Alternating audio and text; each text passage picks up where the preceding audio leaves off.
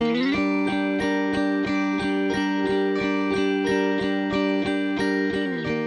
why are you going to take a course on shopper experience from me, Kevin Moore? Well, I walk about 2,000 stores a year, every type of store, across most of the continents on the planet, and I've been doing it for a long time. About 15 years I've been walking stores. I've done business in about 45 countries. So I look at retail trends and look at what's happening at the big end of town and the small end of town. Amazing innovation at the small end of town, and good, clever, structured ways of touching the shopper in big environments. All of those things create trends and tips and ideas that you can apply to your business. I spend a lot of time riding and driving across different countries and different states looking at retail. Here's an average retail road trip. This one is around California and Nevada in the US.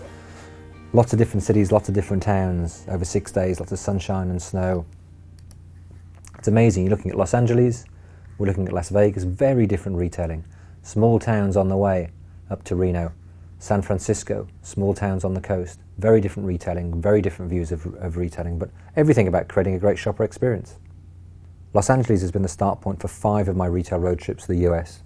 I've now ridden and visited most stores from the Pacific to the Atlantic Ocean. I've ridden all the way from Santa Monica to Jacksonville, Florida. Funny enough, for this signpost is in LA, and the only places I've not done a retail road trip are Seoul, Tokyo and Sao Paulo. Most of us can't jump on airplanes and fly around the world to go shopping. But I can, I'm fortunate.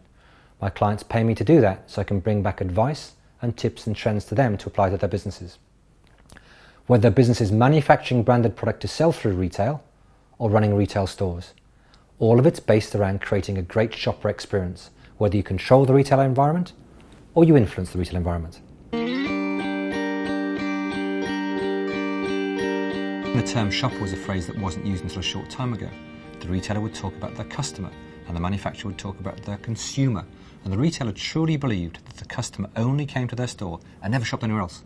And the manufacturer truly believed that the consumer only ever came to a store for their product, for my Kit Kat, for my Coca-Cola, for my bottle of beer. And the reality is that we're actually called a shopper. I guess the best analogy of the shopper came from a guy who's been a guru of shop marketing for many years, a guy called Ken Barnett out of Detroit, Michigan. Ken's got a business called Mars Advertising. It focuses on what's happening with the shopper. And Ken talks about the fact that when we're in the shower, we're doing our showering, or showering our hair with the consumer, we know that shampoo brand and we love it. And we think only about that brand. But then we lift it up and it starts to get light again. We become the customer of the retailer. We go, okay, where am I going to buy that from? Which store am I going to go to get my shampoo? Then we go into the store, any store, where that product is, and then we become the shopper, not the customer, not the consumer.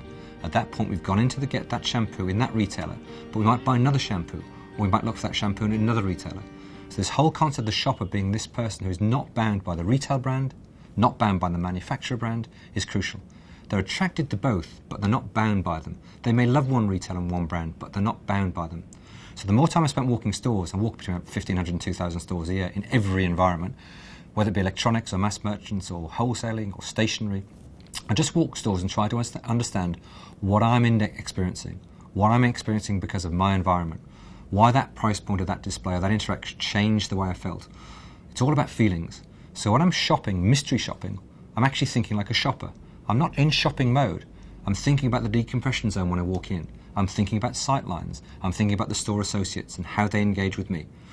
When I'm shopping on my own and buying things, I don't even know, and I can literally come out of a store having bought a whole load of things, had a great time, and gone, oh, I don't remember any of that really, in the way as I do as a professional shopper. I can't feel it and I can't sense it. So people say, great job. What you just do is wander around the world and go shopping anywhere you like? Not really. I understand and try to experience what's going on as a shopper. I try and understand what feels good and what makes me tell people that this is a good thing as opposed to just shopping.